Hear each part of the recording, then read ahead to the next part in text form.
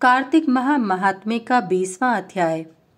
अब राजा पृथु ने पूछा, हे देवर्षि नारद, इसके बाद युद्ध में क्या हुआ तथा वह दैत्य जलंधर किस प्रकार मारा गया? कृपया मुझे वह कथा सुनाइए। नारद जी बोले, जब गिरिजा वहां से अदृश्य हो गईं और गंधर्वी माया भी विलीन हो गई, तब भगवान वृषभध्वज चैतन्य हो गए।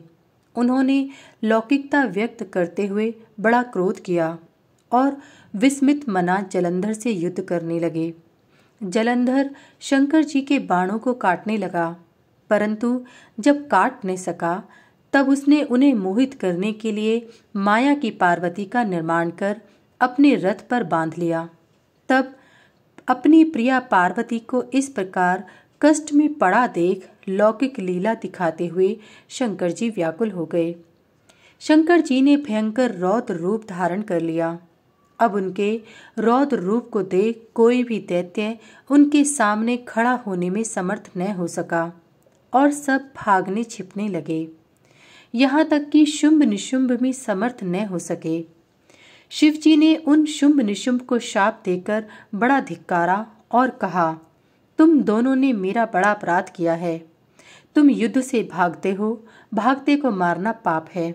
इससे मैं तुम्हें अब नहीं मारूंगा, परंतु गौरी तुमको अवश्य मारेगी। शिव जी के ऐसा कहने पर सागर पुत्र जलंधर क्रोध से अग्नि के समान प्रज्वलित हो उठा। उसने शिव जी पर घोर बाण बरसाकर धरती पर अंधकार कर दिया। तब उस दैत्य की ऐसी चेष्टा देखकर शंकर जी बड़े क्रोधित हुए तथा उन्होंने अपने चरणांगुष्ठ से बनाए हुए सुदर्शन चक्र को चलाकर उसका सिर काट दिया। एक प्रचंड शब्द के साथ उसका सिर पृथ्वी पर गिर पड़ा और अंजन पर्वत के समान उसके शरीर के 2 खंड हो गए। उसके रुधिर से संग्राम भूमि व्याप्त हो गई।